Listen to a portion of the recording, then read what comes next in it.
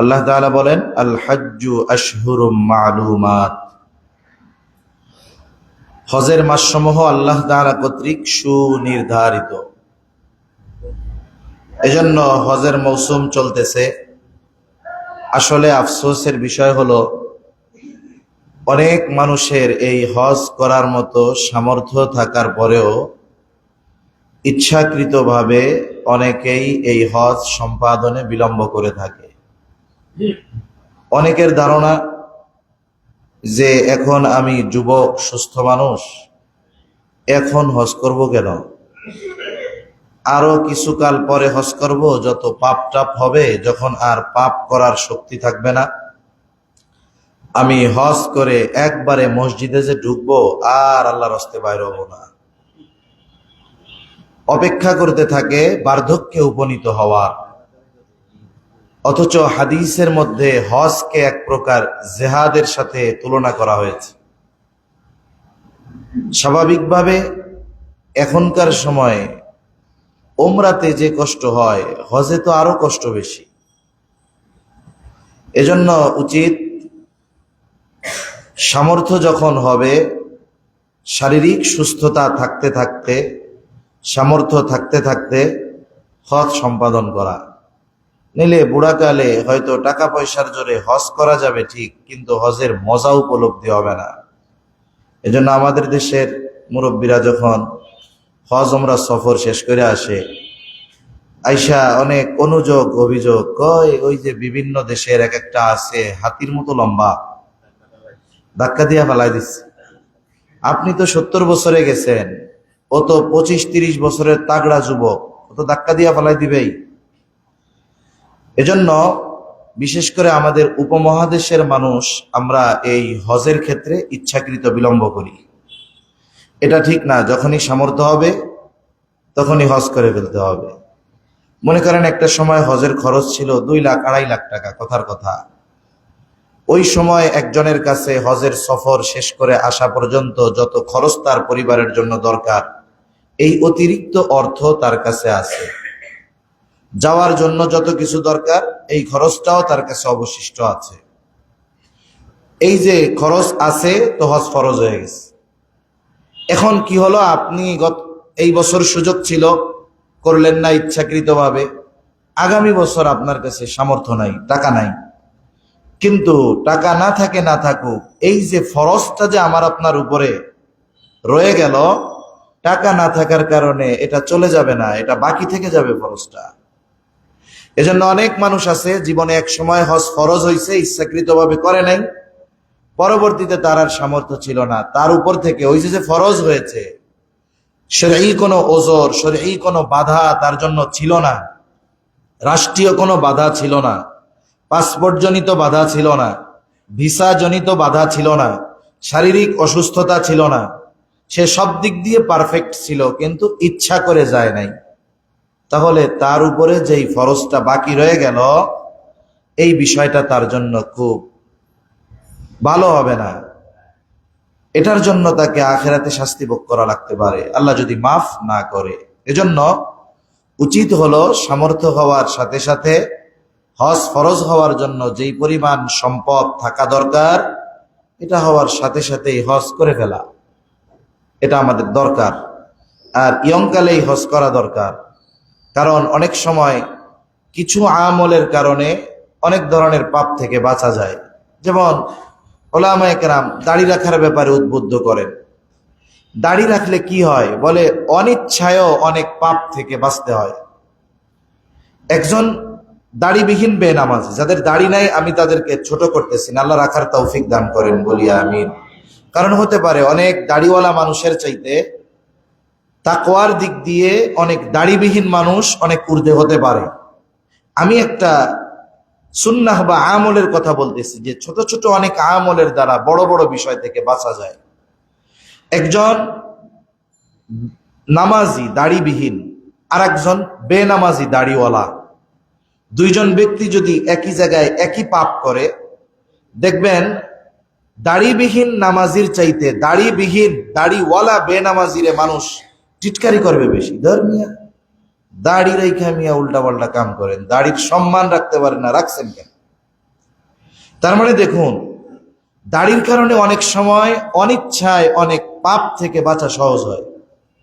একটা যুবক ছেলে যখন হজ করে আসবে, এখন তো সে হাজি সাহেব, আলহাজ হাজি সাহেব, এখন কি হবে?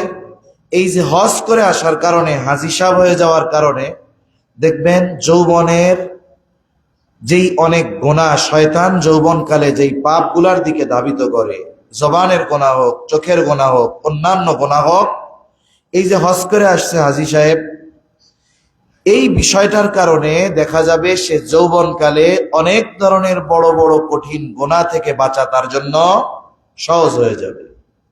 এজন্য উচিত শরীরে শক্তি সামর্থ্য থাকতে হজ করা। এরপরে যদি আল্লাহ সামর্থ্য দেয়, বারবার বাইতুল্লাহ জিয়ারতের চেষ্টা করা। এই শাওয়াল মাস থেকে হজের কাজ শুরু হয়ে যায়, ইহরাম বাঁধা যায়। শাওয়াল মাসের আগে যদি কেউ হজের জন্য নিয়ত করে ইহরাম বাঁধে হবে না, মূল শুরু হলো শাওয়াল মাস থেকে। আর এর কাজ অবশিষ্ট থাকে জিলহজ মাসের 10 তারিখ অথবা মাসের শেষ পর্যন্ত। কেন? কারণ অনেক সময় অনেকের প্রয়োজনীয়তা, অসুস্থতার কারণে অনেক কাজ সে করতে পারে না। যেমন একজন গর্ভবতী মহিলা হজের সব কাজ সম্পাদন করছে, আরাফায় অবস্থান করছে, এখন তার তো একটা তাওয়াফ আছে, ফরজ তাওয়াফ, এখন সে সেটা করতে পারে না, ইতিমধ্যে তার সন্তান প্রসব হয়ে গেছে। এখন কি হলো? ওই দিন থেকে যদি 40 দিন তার অসুস্থতা ধরেন, তাহলে জিলহজ মাস শেষ হয়ে মুহররম মাস শুরু হয়ে যায়।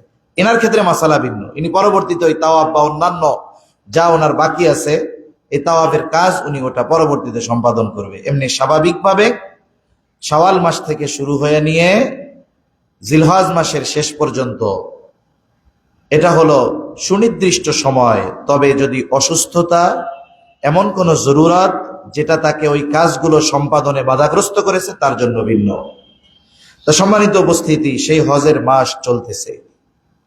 আর হজ সম্পাদিত হয় কোথায়? এই পৃথিবীতে নির্মিত প্রথম ঘরে। আল্লাহ তাআলা কোরআনুল কারীমের মধ্যে বলেন, ইন্না আউওয়ালা বাইতিন উযিআ লিন-নাসি লাল্লাযী বিবাক্কাতা মুবারাকান ওয়া হুদাল লিল আলামিন। আল্লাহ রাব্বুল আলামিন বলেন, ইন্না আউওয়ালা বাইতিন উযিআ লিন-নাস, নিশ্চয়ই মানুষের জন্য সর্বপ্রথম যেই ঘর নির্মিত হয়েছে সেটা বাক্কা তথা মক্কায় অবস্থিত। মুফাসসিরিনে কেরাম বলেন, এটা হতে পারে পৃথিবীর বুকে ইবাদতের সর্বপ্রথম ঘর, অথবা বসবাসের জন্য হোক আর ইবাদতের জন্য হোক, এটাই নির্মিত প্রথম ঘর। মুফাসসিরিনে কেরাম বলেন, আল্লাহ সুবহানাহু ওয়া তাআলা হযরত আদম আলাইহিস সালামকে দুনিয়ায় যখন পাঠিয়েছেন, প্রত্যেকটা নবী রাসূল যখন কোথাও যায়, হিজরত করে, বলে সে তার বসবাসের ঘরের আগে, ইবাদতের ঘর আগে সে প্রস্তুত করে নেয়। আমার আপনার নবী যখন মক্কা থেকে মদিনায় হিজরত করছে, নিজের ঘর কোথায় হবে, কোথায় থাকার ব্যবস্থা হবে, এটা হওয়ার আগে কুবা পল্লীতে আগে ইবাদতের জায়গা, মসজিদ নবীজি আগে বানাইছেন। এই দৃষ্টিকোণ থেকে আদম আলাইহিস সালাম যেহেতু একজন নবী, ওনাকে আল্লাহ তাআলা দুনিয়াতে পাঠিয়েছেন, উনি ওনার ঘর নির্মাণের আগেই ইবাদতের জায়গাটা আগে প্রস্তুত করে নিয়েছেন। এই দৃষ্টিকোণ থেকে বসবাসের ঘর হোক আর ইবাদতের ঘর হোক, এই দৃষ্টিকোণ থেকে এটাই পৃথিবীর বুকে নির্মিত প্রথম ঘর। এটা অবস্থিত কোথায়? মক্কায় অবস্থিত। ওয়াহুদাল লিল আলামিন। আর এই ঘর হলো বিশ্ব জগতের সকলের জন্য হেদায়েতের প্রতীক। এটা পৃথিবীর বুকে নির্মিত প্রথম ঘর। এই ঘরের মধ্যে আরো কি কি আছে? কিছু নিদর্শন আছে। আল্লাহ রাব্বুল আলামিন বলেন, ফীহি আয়াতুম বাইয়িনাতুম মাকামু ইব্রাহিম ওয়া মান দাখালাহু কানা আমিনা ওয়ালিল্লাহি আলান নাসি হিজ্জুল বাইতি মান ইসতাতাআ ইলাইহি সাবিলা। ওখানে আল্লাহ তাআলার কিছু নিদর্শন আছে। ওখানে আছে ইব্রাহিম আলাইহিস সালাতু ওয়াস সালামের পদচিহ্ন, ওখানে আছে জমজম। এরকম আল্লাহ তাআলার নিদর্শনাবলী ওইখানে আছে। আর ওই ঘরের বৈশিষ্ট্য হলো ওখানে যে প্রবেশ করে সে নিরাপদ হয়ে যায়। একটা হলো আল্লাহ কর্তৃক আইন, এটা মানার মধ্যেই পরিপূর্ণ নিরাপত্তা। হারামের সীমানার মধ্যে সবাই নিরাপদ, কোনো রক্তপাত নিষিদ্ধ, কোনো প্রাণী হত্যা নিষিদ্ধ। আল্লাহ তাআলা এই সেফটি সিকিউরিটি দিয়ে রাখছেন। এখন এই আইন যদি কেউ অমান্য করে নিঃসন্দেহে সে অপরাধী বলে বিবেচিত হবে, কিন্তু নিরাপত্তার ঘোষণা আল্লাহ তাআলা দিয়ে রাখছেন। ওখানে যে প্রবেশ করবে সে নিরাপদ। সাথে সাথে আল্লাহ তাআলা জানিয়ে দিলেন, যেহেতু আমি ওই ঘরের ফজিলতের কথা আজকে আলোচনা করব না, মূলত হজের বিষয়ে কিছু কথা আমরা একটু বলবো, কারণ এই ইবাদতটার ব্যাপারে আমরা উদাসীন, এজন্যই কিছু আলোচনা। আল্লাহ তাআলা বললেন, ওয়ালিল্লাহি আলান নাসি হিজ্জুল বাইত মান ইসতাতা ইলাইহি সাবিলা।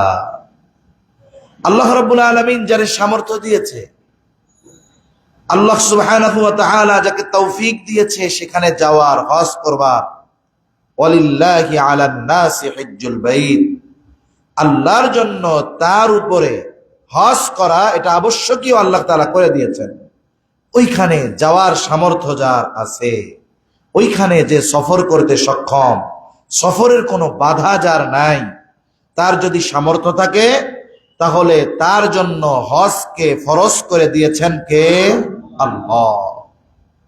করতেই হবে সামর্থ্য থাকলে, কারণ এটা ইসলামের একটি মূল ভিত্তি।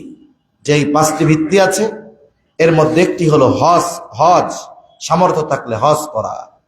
আল্লাহ রাসূল সাল্লাল্লাহু আলাইহি ওয়াসাল্লাম বলেন, বুনিয়াল ইসলামু আলা খামস, শাহাদাতি আল্লা ইলাহা ইল্লাল্লাহু ওয়া আন্না মুহাম্মাদার রাসূলুল্লাহ ওয়া ইকামিস সালাতি ওয়া ইতাইজ যাকাতি ওয়াল হজ্জি ওয়া সাওমি রমাদান।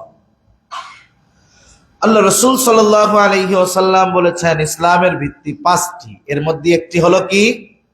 হজ করা। যার উপরে হজ ফরজ হয়েছে, হজ করা।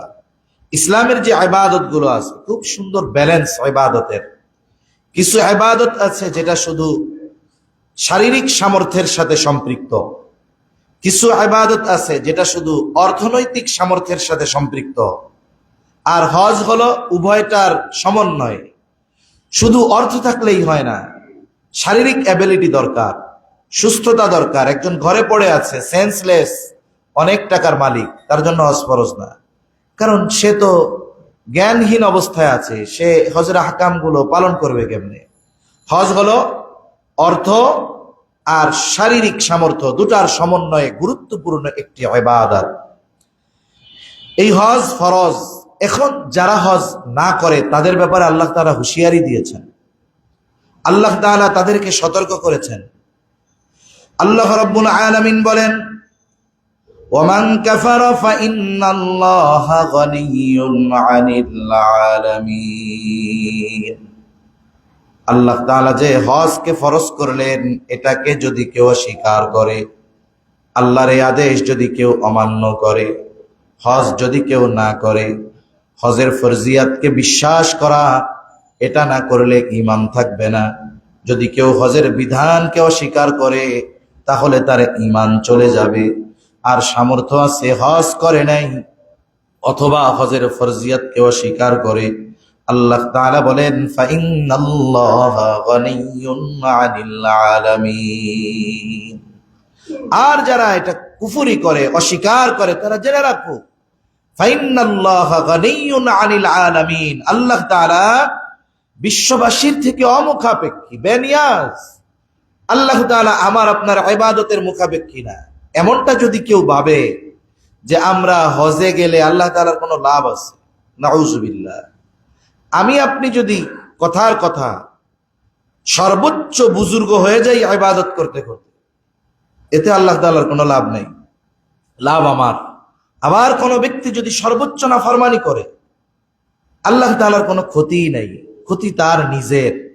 এজন্য যদি কেউ মনে করে হজ করার মাধ্যমে আল্লাহ তাআলার লাভ, এটা মনে করার কোনো সুযোগ নাই। এজন্য অনেক মানুষ হজ সম্পর্কে কটূক্তি করে, আমাদের দেশেও পৃথিবীর বিভিন্ন দেশেও এরকম কটূক্তি করেছে। অনেকে এটা নিয়ে রাসূল সাল্লাল্লাহু আলাইহি ওয়াসাল্লামকে জড়িয়েও কটূক্তি করে, আরবদেরকে তুচ্ছ তাচ্ছিল্য করে, বলে এদের খাবার দাবারের তো কোনো ব্যবস্থা নাই, এই জন্য আল্লাহ তাআলা এদের হজ নামক এক ব্যবসা দিয়ে দিছে। নাউজুবিল্লাহ বলেন। ওই দেশের দায়িত্বে যারা আছে তারা নাফরমানি করতেছে, তাদের কথা ভিন্ন, কিন্তু আল্লাহ সুবহানাহু ওয়া তাআলা আরব বিশ্বে এই ধরনের সম্পদ দিয়েছেন যা গোটা পৃথিবীর চালিকা শক্তি বললে চলে। আল্লাহ তাআলা তাদের অফুরন্ত তেলের ভান্ডার দিয়েছেন। আল্লাহ তাআলা তাদেরকে স্বর্ণের মতো এই পৃথিবীর অর্থনৈতিক সক্ষমতা অর্জনের জন্য যেই ধাতু দরকার, স্বর্ণ, আল্লাহ তাআলা এটা তাদেরকে দিয়েছেন। এজন্য যারা এই হজকে তাচ্ছিল্য করে বা তাদের উপার্জনের মাধ্যম হিসাবে বলে, যদি কেউ এটাকে মানুষের কাছ থেকে অর্থ নেওয়ার ফাঁদ হিসাবে ব্যবহার করে সেটার দায়বদ্ধতা তার, কিন্তু যাদের উপরে হজ ফরজ হয়েছে ওই বিষয়টাকে সামনে এনে হজ বাদ দেওয়া কখনোই উচিত হবে না। এজন্য শাসক যা করে করুক, ওটার দায়বদ্ধতা তাদের, কিন্তু আমাদের উপরে যখন ফরজ হবে, আমাদের যদি সামর্থ্য থাকে, এই গুরুত্বপূর্ণ ইবাদতটা আমাদের করতে হবে, কারণ এটা ইসলামের অন্যতম গুরুত্বপূর্ণ একটি ইবাদত। তাহলে হজের গুরুত্ব কি? প্রথমে যে আল্লাহ সুবহানাহু ওয়া তাআলা যারা হজকে অস্বীকার করে, যারা হজ না করে, তাদেরকে সতর্ক করে দিয়ে বলেছেন এটা মনে করার কোনো সুযোগ নাই যে আল্লাহ তাআলা আমার আপনার ইবাদতের মুখাপেক্ষী, বরং তিনি বিশ্বজগতের সকলের থেকে অমুখাপেক্ষী, বরং আমরাই তার মুখাপেক্ষী। ঠিক কিনা বলেন? সাথে সাথে নবীজি সাল্লাল্লাহু আলাইহি ওয়াসাল্লাম যেই ব্যক্তি হজ করতে সক্ষম কিন্তু হজ করে না, তার পরিণতির কথা উল্লেখ করেন। নবীজি সাল্লাল্লাহু আলাইহি ওয়াসাল্লাম বলেন, মান মালাকা যাদান ওয়া রাহিলাতান তুবাল্লিগুহু ইলা বাইতিল্লাহ, যেই ব্যক্তির আল্লাহর ঘর পর্যন্ত পৌঁছানোর মতো বাহন আছে, সামর্থ্য আছে, অতিরিক্ত সম্পদও আছে, তার মানে হজ ফরজ হওয়ার মতো সম্পদ তার আছে, ওইখানে পৌঁছানোর মতো বাহন ব্যবস্থাও তার আছে, কিন্তু ওই লোক হজ করলো না, ওয়ালাম ইয়াহুজ্জা ফালা আলাইহি আন ইয়ামুতা ইহুদিয়ান আও নাসরানিয়ান, নবীজি সাল্লাল্লাহু আলাইহি ওয়াসাল্লাম বলেন, এই ব্যক্তি ইহুদি হয়ে মরুক আর নাসারা হয়ে মরুক, তাতে কোনো কিছু আসে যায় না। এই কথা বলার পরে নবীজি সাল্লাল্লাহু আলাইহি ওয়াসাল্লাম আল্লাহ তাআলার ওই ওহী ওটা তিলাওয়াত করতেছেন, যে ওয়ালিল্লাহি আলান নাসি হিজ্জুল বাইত মান ইসতাতাআ ইলাইহি সাবিলা ওয়া মান কাফারা ফা ইন্নাল্লাহা গনিয়্যুন আনিল আলামিন, যার ওইখানে পৌঁছানোর সামর্থ্য আছে সে যেন আল্লাহর জন্যই হজ করে। ওয়ালিল্লাহি আলান নাস হিজ্জুল বাইতি মান ইসতাতাআ ইলাইহি সাবিলা, হজটা কেন করবে? আল্লাহর জন্য। ওয়ালিল্লাহি, কার জন্য? আল্লাহর জন্য। যে কোনো ইবাদত যদি আল্লাহর জন্য না করা হয়, জাগতিক কিছু পদবি পাওয়া যায় ঠিক, কিন্তু ওই ইবাদতের মূল প্রতিদান আল্লাহর কাছ থেকে পাওয়া যায় না।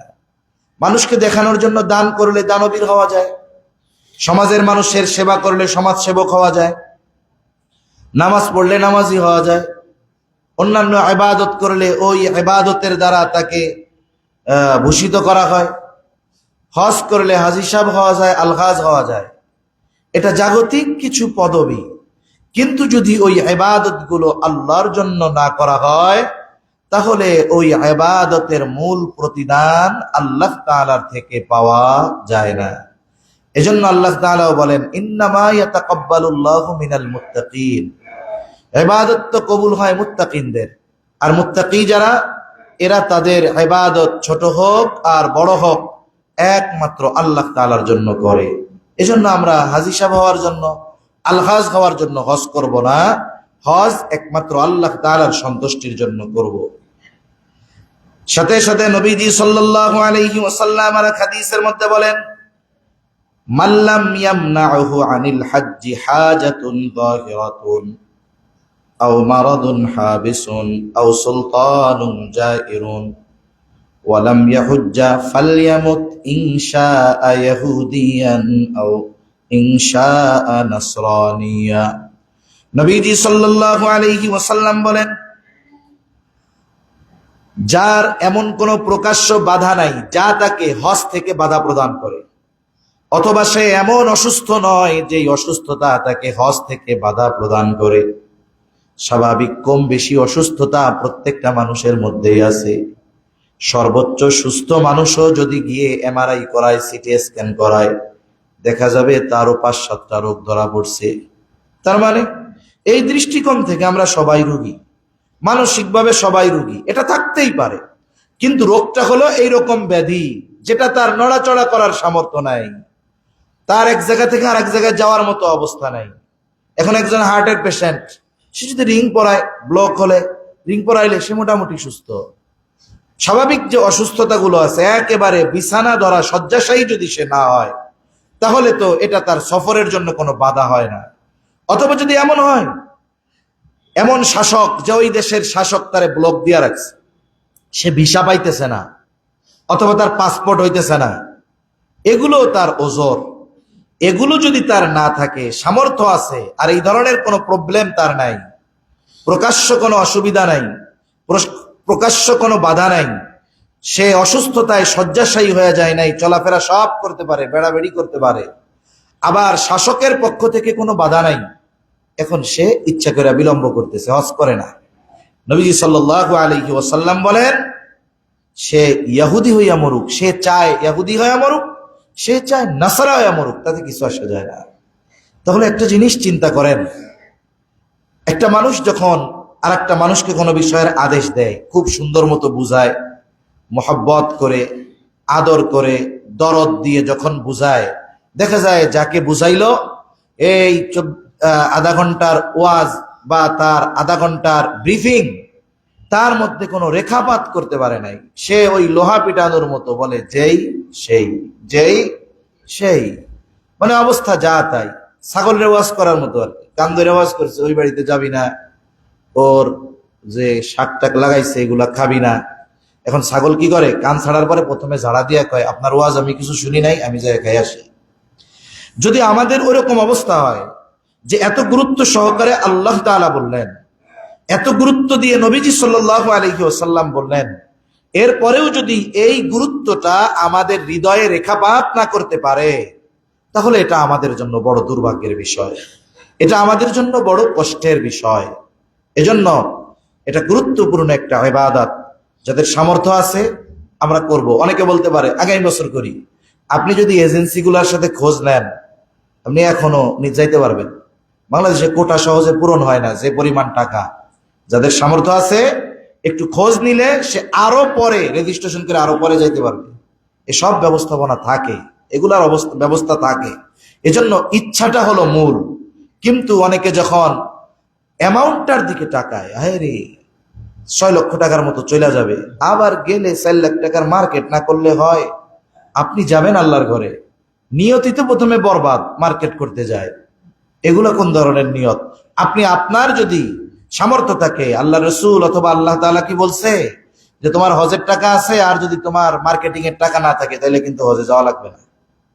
মার্কেটিং এর টাকা থাক আর না থাক, আপনার ওখানে যাওয়ার খরচ, পরিবারের খরচ চালানোর ব্যবস্থা যদি থাকে, আপনি নাই আপনার অ্যাবসেন্সে আপনার সন্তান আছে উপার্জন করতেছে, তাহলে আপনার যে টাকা আছে আপনি এটা দিয়ে হজ সম্পাদন করে ফেলেন।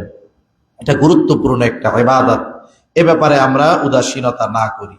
এখন আসুন, এই যে হজ যে করব, আসলে প্রত্যেকটা ইবাদত আল্লাহ তাআলার পক্ষ থেকে যত আদেশ আছে, নিষেধ আছে, আদেশ নিষেধ যেটাই হোক, এটাই তো আল্লাহর আনুগত্য ইবাদত। প্রত্যেকটি ইবাদতের মধ্যে আমরা অনেক সময় মনে করি যে ইবাদত করলে মনে হয় শুধু পরলৌকিক কল্যাণ সাধিত হয়, পরকালে পাওয়া যায়, জাগতিক এই জগতে মনে হয় কিছু পাওয়া যায় না, জাগতিক কোনো কল্যাণ মনে হয় হাসিল হয় না।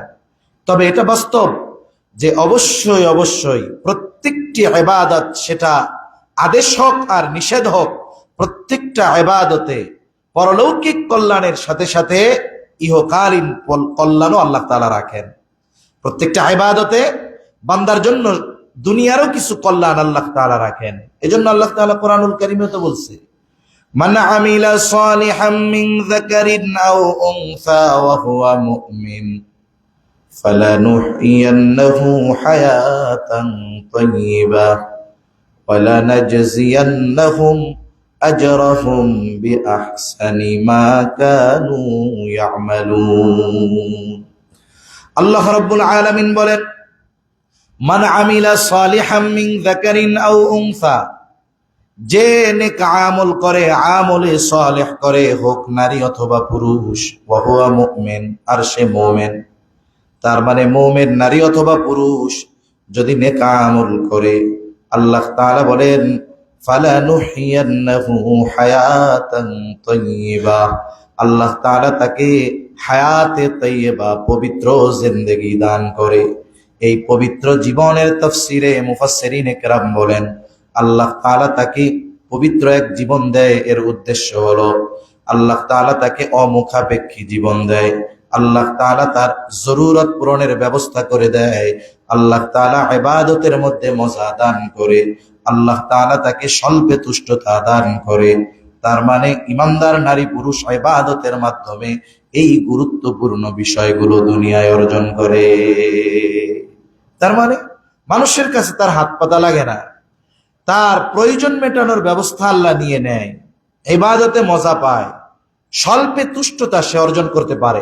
স্বল্পে তুষ্টতা কঠিন এক জিনিস। এই স্বল্পে তুষ্ট যারা না হতে পারে, এদের মধ্যে পরস্ত্রী কাতরতা কাজ করে। তার মানে আমার একতলা আর একজনের 6 তলা, এখন এনার একতলা আর ভাল লাগে না, ওনার মন চায় আমারটা যদি 12 তলা হইতো। এই যে স্বল্পে তুষ্টতা না হওয়ার কারণে, স্বল্পে তুষ্ট না হওয়ার কারণে তার চাহিদা সময়ের সাথে সাথে বাড়তে থাকে। আর মানুষের প্রয়োজন, এটা মানুষ অধিকাংশ সময় মেটাইতে পারে, কিন্তু মানুষের চাহিদা যদি অগাধ হয়, অডেল হয়, এটা মেটানো সম্ভব না। এজন্য প্রয়োজন আর চাহিদা দেখতে হবে। দুনিয়ার জগতে আমাদেরকে ওইটার দিকে নজর দিতে হবে যেটা আমাদের প্রয়োজন। আমি যদি আমার প্রয়োজনের মধ্যে সীমাবদ্ধ থাকি, এরপরে যদি বলি আলহামদুলিল্লাহ যথেষ্ট, কিন্তু আমি যদি আমার চাহিদা, আমার নফস যেটা চায়, এই চাহিদার দিকে নজর দেই, তাহলে দেখবেন হায়াত 70 বছরের, কিন্তু চাহিদায় যা হয় ওটা পাওয়ার জন্য 1000 বছর হায়াত দরকার। এটা সম্ভব নয়। এই জন্য নবী সাল্লাল্লাহু আলাইহি ওয়াসাল্লাম একটা শক কাটছেন, গোল শক কাইটা ওই মধ্য থেকে একটা দাগ নিছেন শকের শেষ প্রান্তে, আর বাকি দাগগুলো সব শকের বাইরে নিছেন। নবীজি সাল্লাল্লাহু আলাইহি ওয়াসাল্লাম বলেন, এই যে দাগটা, যে এই দাগটা, রেখাটা শকের শেষে, বলে এটা হলো তোমাদের হায়াত, এর বাইরে আর যাওয়ার সুযোগ নেই। আর যেই দাগগুলো শকের বাইরে, বলে এগুলো হলো সব তোমাদের আকাঙ্ক্ষা, এগুলো তোমাদের চাহিদা। এজন্য আমরা যদি এতটুকু চিন্তা করি যে আমার এটা প্রয়োজন, আগে আমাকে বাছাই করতে হবে। অনেক সময় অনেক মানুষ যে স্যালারি পায়, দেখা যায় এতে তার চলা কষ্ট হয়ে যায়, অথচ এর আগে এর চাইতে কম টাকায় সে চলতে পারছে। যদিও টাকার মান, পরিমাণ বাড়লেও মান কমে, কিন্তু এরপরেও দেখা যায় মানের দিক দিয়েও তার আগের চাইতে ইনকাম বেশি। কেন সমস্যাটা হয়? বলে আমরা আমাদের প্রয়োজনটা আর চাহিদাটা, দুইটাকে আমরা আলাদা করতে পারি না। অনেক সময় চাহিদাটাকে আমরা আমাদের প্রয়োজনের মধ্যে নিয়ে আসি। যেটা চাহিদা, যেটা ছিল 4 সাবজেক্ট, ওটা না হলেও চলে, ওই বিষয়টাকে যখন আমরা আমাদের প্রয়োজনীয় বিষয়ের মধ্যে নিয়ে আসি, দেখা যায় ওইটা পূরণ করতে গিয়ে আমাকে আপনাকে হিমশিম খাইতে হয়। অনেকে ওই চাহিদাকে প্রয়োজনের মধ্যে যখন নিয়ে আসে, তখন এই চাহিদা পূরণ করতে গিয়ে, প্রয়োজন মনে করে চাহিদা পূরণ করতে গিয়ে, তখন কি হয়? তখন সে অবৈধ উপার্জনের পথে চলে যায়। এজন্য আমাকে আপনাকে আগে এই বিষয়টা ঠিক করতে হবে যে কোনটা আমার জীবনের জন্য প্রয়োজন, কোনটা আমার পরিবারের জন্য প্রয়োজন, কোনটা আমার চাহিদা। চাহিদা আর প্রয়োজন, এই দুইটা বিষয়কে আলাদা করে এরপরে আমার অ্যাবিলিটি দেখতে হবে যে আমি আমার প্রয়োজন মেটানোর পরে আর চাহিদার কিছু অংশ মেটাইতে পারি কিনা। যদি আমার প্রয়োজন মেটানোর পরে চাহিদা, বাচ্চার চাহিদা আছে, স্ত্রীর চাহিদা আছে, নিজের অনেক সময় অনেক কিছুর চাহিদা হয় যেটা প্রয়োজন না কিন্তু মন চায়, যদি বৈধ হয় আপনি সেটা পূরণ করেন। কিন্তু আমি যদি চাহিদাগুলোকে প্রয়োজনের মধ্যে নিয়ে আসি, তাহলে একটা সময় আমাকে আমার এই জীবন যাপন করা আমার আপনার জন্য কঠিন হয়ে যাবে। তো যাই হোক, কোন কথার থেকে গেলাম, অনেক দূর চলে গেছি। বলতেছিলাম যে আল্লাহ তাআলা প্রত্যেকটা ইবাদতের কারণে দুনিয়ায়ও প্রতিদান দেন, আখিরাতে অফুরন্ত দেন, এ কথাই বলতেছিলাম। যে আল্লাহ তাআলা বলেন ফালানুহিয়ান্নাহু হায়াতান তাইয়্যিবা, আল্লাহ তাআলা ওই ইমানদার নারী পুরুষকে তার আমলের কারণে হায়াতে তাইয়্যিবা পবিত্র জীবন দান করে। আর আখিরাতে কি দেয়? ওয়ালা নাজজিয়ান্নাহুম আজরাহুম বিআহসানি মা কানু ইয়ামালুন। আর আখিরাতে আল্লাহ তাআলা তাদের এই আমলের অফুরন্ত প্রতিদান দিবে। বিআহসানি মা কানু ইয়ামালুন, তারা যে আমল করেছে এই আমলের তুলনায় আরো অনেক অতি উত্তম প্রতিদান আল্লাহ তাআলা তাদেরকে দিবে। তাহলে এই কথাটা বুঝলাম যে আমরা যে কোনো ইবাদত করি না কেন, এর দ্বারা শুধু পরলৌকিক কল্যাণ সাধিত হয় তা নয়, বরং জাগতিক অনেক কিছু আল্লাহ তাআলার কাছ থেকে ইবাদতের কারণে পাওয়া যায়। হয়তো কি ওই বিষয়গুলো আমরা দেখতে পারি না, কিন্তু যারা একটু সচেতন মানুষ এরা এই বিষয়গুলো উপলব্ধি করতে পারে। তারা চিন্তা করে যে হয়তো মুসিবতে পড়তেই গেছিলাম, ওই যে সাদকাটা করছিলাম, হয়তো আল্লাহ তাআলা এই সাদকার বদৌলতে আমারে বাঁচায়া দিছে। এজন্য নবীজিও বলেন আস-সাদাকাতু তারুদ্দুল বালা, সাদকা বালা মুসিবত দূর করে দেয়। আমরা যে ছোট ছোট দান সাদকা করি, দ্বীনি কাজে ছোট ছোট পরিমাণ ব্যয় করি, এগুলো অনেক সময় আমাদের বড় বড় বিপদ থেকে বাঁচার কারণ হয়ে যায়। এজন্য হজ যখন কেউ করবে, এর দ্বারাও তার পরকালীন কল্যাণ সাধিত হওয়ার সাথে সাথে জাগতিক কিছু উপকার ফায়দাও তার আছে। এখন আসেন, হজ উমরা করলে কি ফায়দাগুলো হয় নবীজি সাল্লাল্লাহু আলাইহি ওয়াসাল্লামের কথায় আমরা একটু জানি। আল্লাহ রাসূল সাল্লাল্লাহু আলাইহি ওয়াসাল্লাম জানায় দিয়েছেন, এক নম্বর, হজের দ্বারা তো গোটা পৃথিবীর মানুষের সাথে আমাদের একটা পরিচয় ঘটে। আল্লাহ তাআলা এই পৃথিবীর মানুষকে বিভিন্ন ভাষায়, বিভিন্ন সূরাতে, কাউকে কালো, কাউকে সুন্দর, কাউকে একটু বাদামি, কাউকে একটু লালচে, এই পৃথিবীতে হাজার হাজার ভাষা আছে, হাজারো ভাষার মানুষের মিলন মেলা হয় এই হজে। পৃথিবীর মানুষ সম্পর্কে আমাদের একটা ধারণা তৈরি হয়। আমরা শুধু এই দক্ষিণ এশিয়ার ছোট্ট একটা দেশ, আমরাই মুসলমান তা না, আরো অন্যান্য বিশ্বের মুসলমানেরা আসে, তাদের সাথে আমাদের একটা পরিচিতি হয়, তাদের সাথে আমাদের সাক্ষাৎ হয়, পরস্পরের মধ্যে কথাবার্তা হয়, যদিও সেটা ভাষা না বুঝলেও যে কোনো ভাবে তাদের সাথে আমাদের কথাবার্তা হয়, আদান প্রদান হয়। যেমন মানুষের কেমনে হয় একটা ঘটনা বলি। এবছর এক সফরে মসজিদের মধ্যে, রমজান মাস অনেক ভিড় থাকে ওই জায়গায়, রমজান মাসে অনেক মানুষ আছে মসজিদে আগের থেকে জায়নামাজ বিছায়া দখল দিয়ে বসে থাকে, আছে না? অনেক জায়গায় আছে, একজন আগে এসে বিছায়া বসছে, এটা ভিন্ন কথা, কিন্তু অনেকে আছে সে একেবারে পার্মানেন্টলি, অনেক সময় এমন অবস্থা তার জায়নামাজ বিছানো নাই, এমনি উনি ওইখানে দাঁড়ায়, আরেকজন দাঁড়াইলে তারে সরায় দেয়। এটা কখনো ঠিক না। মসজিদে 3 জন ব্যক্তির জায়গা হবে সুনির্দিষ্ট। কয়জনের? সেটা বলেন কয়জন? যিনি খতিব সাহেব যেদিন আসবে, খতিব সাহেবের। এখন যদি কেউ চান যে মাঝে মধ্যে না হুজুর আপনার জায়গায় আমি দাঁড়াবো, তাইলে আমি ছাড়তে রাজি আছি। মাঝে মধ্যে যদি কেউ বলে যে হুজুর আজকে আপনার ওই জায়গায় আমি দায়িত্ব পালন করবো, তাহলে আমি রাজি আছি, ছাড়তে অসুবিধা নেই। তাহলে 1 নাম্বার খতিব সাহেব, ইমাম সাহেব হুজুর যদি থাকেন ইমাম সাহেব হুজুর, মুয়াজ্জিন যিনি থাকলেন মুয়াজ্জিন সাহেব।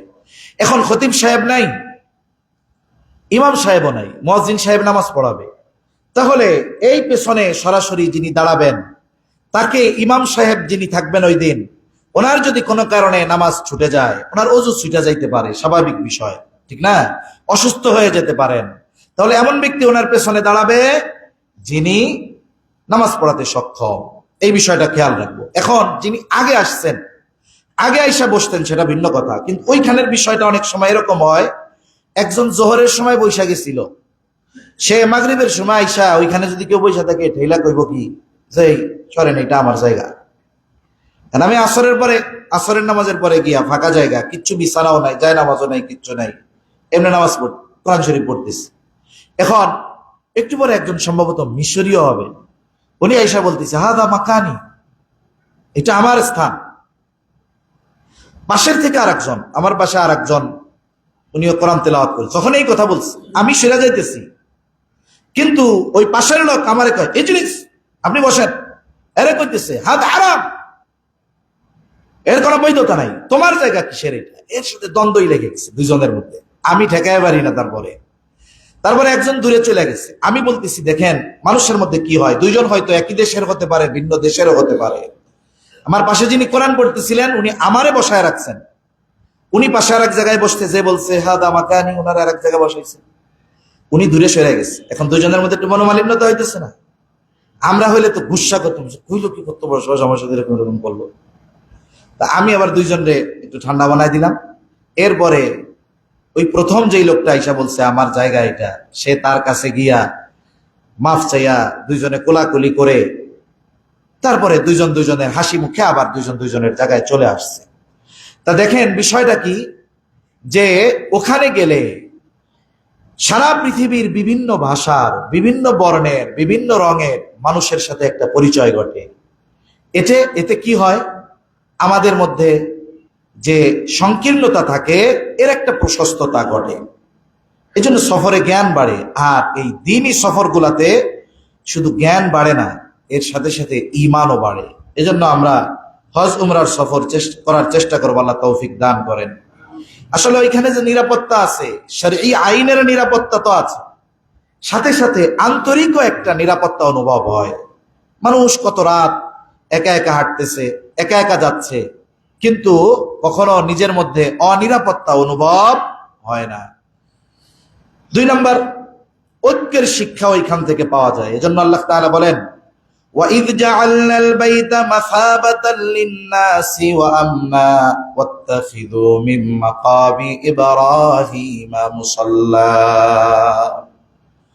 আল্লাহ রাব্বুল আলামিন বলেন وَإِذْ جَعَلْنَا الْبَيْتَ مَثَابَةً, আমি ওই ঘরটাকে বানিয়েছি সম্মেলন স্থল, মিলন স্থল আমি আল্লাহ বানিয়েছি, লিন্নাস, মানুষের জন্য। তার মানে এটার মাধ্যমে আল্লাহ তাআলা আমাদেরকে ঐক্যের শিক্ষা দিচ্ছেন। ওটা আমাদের মুসলিম মিল্লাতের জন্য মিলন স্থল। ওয়া আমনা, শুধু মিলন স্থল এমনটা নয়, বরং আল্লাহ তাআলা ওই জায়গাটাকে নিরাপদ জায়গা হিসাবে আল্লাহ তাআলা অভিহিত করেছে। আবার মাকামে ইব্রাহিমকে আল্লাহ তাআলা মুসাল্লা, নামাজের জায়গা হিসাবে নির্ধারণ করেছেন। এজন্য তাওয়াফের পরে মাকামে ইব্রাহিমকে সামনে রেখে, বাইতুল্লাহ তো থাকবে সামনে, মানে সামনে মাকামে ইব্রাহিম, এরপরে বাইতুল্লাহ, এভাবে 2 রাকাত নামাজ পড়তে হবে। এখন যদি জায়গা না পাওয়া যায়, যত দূর থেকে পড়বে। আর যদি এমন অবস্থা হয় যে খুব গ্যাদারিং, তাহলে হারামের মধ্যে যে কোনো জায়গা থেকে 2 রাকাত নামাজ পড়লে হয়ে যাবে। এরপরে দেখুন, এই হজ যদি কবুল হয়ে যায়, কবুল হজ শ্রেষ্ঠ ইবাদত, শ্রেষ্ঠ আমলগুলোর মধ্যে অন্যতম আমল কবুল হজ। আবু হুরায়রা রাদিয়াল্লাহু তাআলা আনহু থেকে বর্ণিত, রাসূল আকরাম সাল্লাল্লাহু আলাইহি ওয়াসাল্লামকে জিজ্ঞাসা করা হলো আইয়ুল আমালি আফজল, সবচাইতে উত্তম আমল কোনটা? এই হাদিসের মধ্যে আসছে নবীজি সাল্লাল্লাহু আলাইহি ওয়াসাল্লাম জবাব দিলেন ঈমানুম বিল্লাহ, আল্লাহর প্রতি ঈমান আনা। কারণ ঈমান আনার মতো সর্বোত্তম আমল আর কোনটাই হতে পারে না। এরপরে জিজ্ঞাসা হলো কোনটা, এরপরে কোনটা? নবীজি সাল্লাল্লাহু আলাইহি ওয়াসাল্লাম বললেন আল জিহাদু ফি সাবিলিল্লাহ, আল্লাহর রাস্তায় জিহাদ করা। এরপরে জিজ্ঞাসা করা হলো সুম্মা মাযা? ক্বালা হাজ্জুম মাবরুর। নবীজি সাল্লাল্লাহু আলাইহি ওয়াসাল্লাম প্রথমে বললেন সর্বোত্তম আমল হলো ঈমান আনা, এরপরে জিহাদ ফি সাবিলিল্লাহ, এরপরে কোনটা? নবীজি সাল্লাল্লাহু আলাইহি ওয়াসাল্লাম বললেন হজ্জুম মাবরুর, কবুল হজ। এটা হলো শ্রেষ্ঠ ইবাদত। এখন কবুল হজ শ্রেষ্ঠ ইবাদত কেন? বলে কবুল হজ যদি কারো নসিব হয়ে যায়, হজ্জে মাবরুর যদি কারো নসিব হয়ে যায়, তার সব গুনাহ মাফ হয়ে যায়। সে কেমন যেন সদ্য ভূমিষ্ঠ নিষ্পাপ শিশুর ন্যায় হয়ে যায়। নবীজি সাল্লাল্লাহু আলাইহি ওয়াসাল্লাম বলেন মান হাজ্জা লিল্লাহ ফালাম ইয়ারফুস ওয়ালাম ইয়াফসুক, যে আল্লাহর জন্য হজ করছে, এরপরে কোন ধরনের কোন অশ্লীলতায় জড়ায় নাই, কোন ধরনের কোন পাপাচারিতার মধ্যে জড়ায় নাই, নবীজি সাল্লাল্লাহু আলাইহি ওয়াসাল্লাম বলেন রাজাআ কায়াউমি ওয়ালাদাতুহু উম্মু, কেমন যেন সে সদ্য ভূমিষ্ঠ শিশুর ন্যায় নিষ্পাপ হয়ে ফিরে আসে। প্রত্যেকটা ইবাদতের পরে ওই ইবাদত কবুল হওয়ার কিছু আলামত পাওয়া যায়। যেমন রমজানের রোজার পরে শাওয়ালের 6 রোজার কথা আছে না? কোন কোন আলেম বলেন যে শাওয়ালের 6 রোজা স্বতঃস্ফূর্তভাবে রাখতে পারা, এটা রমজানের রোজা কবুল হওয়ার অন্যতম আলামত সমূহের মধ্যে অন্যতম আলামত। এই জন্য নবীজি সাল্লাল্লাহু আলাইহি ওয়াসাল্লাম অন্যান্য নফল সিয়াম গুলার চাইতে এই 6 রোজার ব্যাপারে আল্লাহ রাসূল সাল্লাল্লাহু আলাইহি ওয়াসাল্লাম বেশি উদ্বুদ্ধ করেছেন। নবীজি কি বলছেন? মান সামা রমাদান থুম্মা তাবাহু সিত্তাম মিন শাওয়াল কানা কাসিয়ামিদ দাহরি কুল্লি। যে রমজানের রোজা রাখলো, এরপরে শাওয়ালের 6 রোজা রাখলো, সে কেমন যেন সারা বছর রোজা রাখলো। একটু মনে করাই দিলাম আর কি। যারা রাখছেন তো আলহামদুলিল্লাহ রাখছেন, যারা এখনো আমরা রাখতে পারি নাই, এখনো রাখার মতো সময় আছে, আমরা রাখবো ইনশাআল্লাহ। আল্লাহ তৌফিক দান করেন।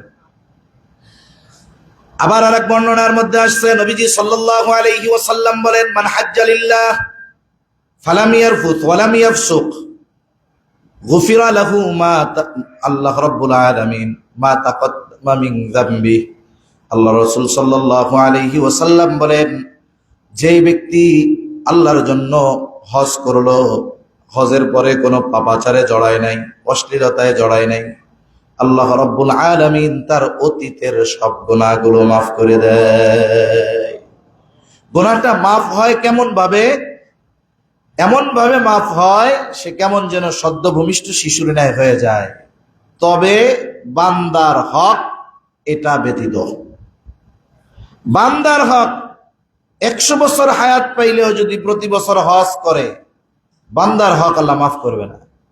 বান্দার হক তার যে হকদার তার থেকে মাফ না চেয়ে নেওয়া পর্যন্ত কোন ইবাদতে, কোন তাওবায় বান্দার হকের গুনাহ আল্লাহ মাফ করে না। এজন্য এই বিষয়টা আমরা খেয়াল রাখবো। কারণ আল্লাহ রাসূল সাল্লাল্লাহু আলাইহি ওয়াসাল্লাম সাহাবায়ে কেরামকে জিজ্ঞাসা করতেছে, মুফলিসকে, মুফলিসকে, মিসকিন কে হবে, নিঃস্ব কে হবে কিয়ামতের দিন? সাহাবায়ে কেরাম বলল, আল্লাহ তার রাসূল ভালো জানে। নবীজি তখন জানাইলেন, মুফলিস হবে ওই ব্যক্তি যার কোনো আমলের অভাব নাই, নামাজের অভাব নাই, রোজার অভাব নাই, হজ যাকাত সহ অন্যান্য কোনো ইবাদতের অভাব নাই। অভাব একটা জিনিসের, সে বান্দার হক নষ্ট করেছিল, এটা মাফ চাইতে পারে নাই। এজন্য বান্দার হক এটা আল্লাহ তাআলা মাফ করবে না। এছাড়া যত গুনাহ হোক না কেন, আল্লাহ তাআলার কাছে যদি যথাযথভাবে ক্ষমা চাওয়া যায়, আল্লাহ তাআলা মাফ করে দিবে। আর হজ্জে মাবরুর একেবারে নিষ্পাপ হিসাবে তাকে ফিরে আসার তৌফিক দান, ফিরে আসার মতো সুযোগ তৈরি করে দেয়। এজন্য হজ থেকে আসার পরে, উমরা থেকে আসার পরে কবুল হইল কিনা এর একটা আলামত কি? তার জীবন ধারণ আগের চাইতে পরিবর্তন হয়।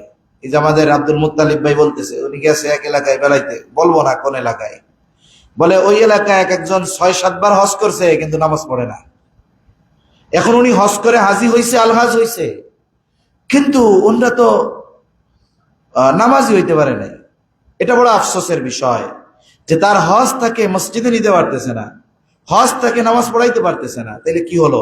সে আলহাজ হইল, আর নাহলে হাজি সাহেব হইল, কিন্তু হজ যে কবুলের আলামত এটা তার মধ্যে পাওয়া গেল না। এজন্য হজ উমরার পরে জীবন ধারণে পরিবর্তন আসলে বুঝতে হবে যে আল্লাহ তাআলা হয়তো কবুল করছে। অপর দিক দিয়ে শয়তানও থাকে যে এখন তো তোর একটা সাইনবোর্ড হইছে হাজি সাহেব, এই সাইনবোর্ড ব্যবহার করে তুমি আরো অন্যায় করতে পারবা গোপনে গোপনে। মানুষ বলবে হাজি সাহেব কি এটা করতে পারে? তাহলে দেখুন, হজ আমাদেরকে গুনাহমুক্ত করে দিবে যদি হজ যথাযথভাবে করা যায়। হজের প্রতিদান কি? হজের প্রতিদান হলো জান্নাত। হজের প্রতিদান কি? জোরে বলেন, জান্নাত। আবু হুরায়রা রাদিয়াল্লাহু তাআলা আনহু থেকে বর্ণিত, নবীজি সাল্লাল্লাহু আলাইহি ওয়াসাল্লাম বলেন, আল হাজ্জুল মাবরুর লাইসা লাহু জাযাউন ইল্লাল জান্নাহ। বলে কবুল হজ এর প্রতিদান হলো শুধুমাত্র জান্নাত।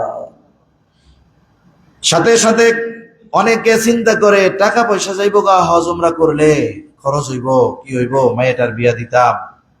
আপনার টাকা আছে হজ ফরজ হওয়ার পরিমাণ, আপনি মায়ের বিয়ার জন্য টাকা জমায় রাখছেন, এটা জায়েজ হইব? হবে না তো। আপনার উপরে হজ ফরজ, এটা আগে করতে হবে।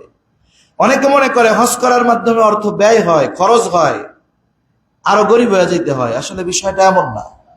অনেক সময় অনেক ইবাদত আছে ইয়াকিনের কারণে ইবাদতের বা ওই আমলের প্রতিদান পাওয়া যায়। মনে করেন যত ফজিলতের দোয়া আছে, আয়াতুল কুরসি সহ যত দোয়া আছে, এই ফজিলতগুলা অর্জিত হওয়ার অন্যতম একটি শর্ত হলো ইয়াকিন তথা বিশ্বাস, যে আমি যে আমলটা করতেছি এই আমলের প্রতি, আল্লাহর প্রতি আমার কতটা বিশ্বাস নিয়ে করতেছি, এটার উপরেও অনেক সময় আমলের প্রতিদান নির্ভর করে। যার ইয়াকিন যত বেশি, দেখবেন ওই আমলের ফলাফল সে তত দ্রুত তত বেশি সে লাভ করে। রাসূল সাল্লাল্লাহু আলাইহি ওয়াসাল্লাম কি বলেন?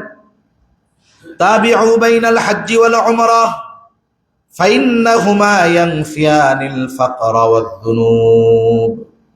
রাসূলুল্লাহ সাল্লাল্লাহু আলাইহি ওয়াসাল্লাম বলেন, তোমরা পরপর হজ উমরা করো, তোমরা পরপর হজ উমরা করো, হজ উমরা করতে থাকো, কারণ হজ উমরা মানুষের দরিদ্রতাকে দূর করে দেয়, সাথে সাথে এগুলো পাপকে বিমোচন করে, সাথে সাথে দরিদ্রতাকেও দূর করে দেয়।